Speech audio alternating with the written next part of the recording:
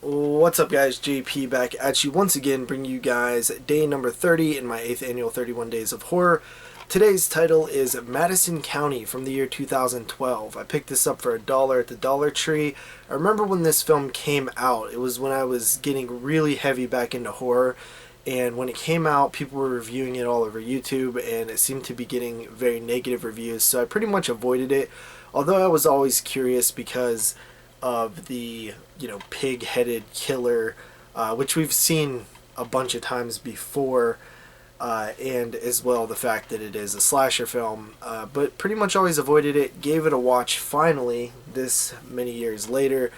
It follows a group of college students. One in particular is in contact with a writer who wrote a book about this killer in this town called Madison County, or I guess this county called Madison, I guess.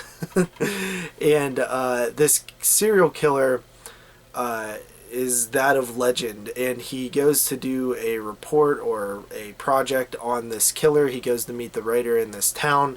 All the locals are very, we don't like strangers type of vibe, and they all say that the killer Damien is no longer around, that he doesn't exist, and that the book was just written to basically be this sort of exaggeration or lie, to make money. And as they start investigating, they find out the truth of Madison County, and it's basically a slasher film.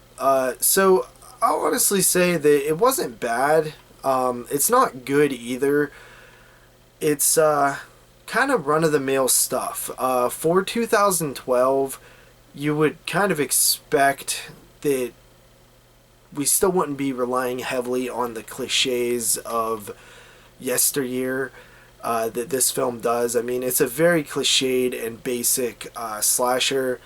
I will say that I expected it to be a lot more indie than it actually was. I mean, it looks pretty decent, cinematography wise, and camera work, and just visually looks like it had a little bit of money behind it. So I was pleasantly surprised by that, but I'm not going to really give it too much props for being an actual movie, I guess. I guess that was just my expectations, that it was going to be more crap than it was.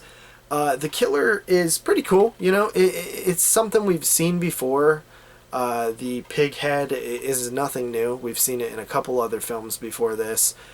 It's kind of a, even a Halloween costume at this point, so not too impressed by that, but it still was kind of cool.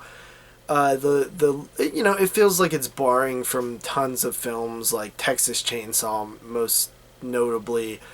It doesn't really do anything new or exciting. It's kind of paint by numbers. I thought it was pretty watchable. It doesn't run very long. It's only 82 minutes, so it kind of cruises by. By the end of the film, I was like, okay, this is just, there's really nothing to this. But it still wasn't a bad time waster. So I gave it a 6 out of 10. Not too bad.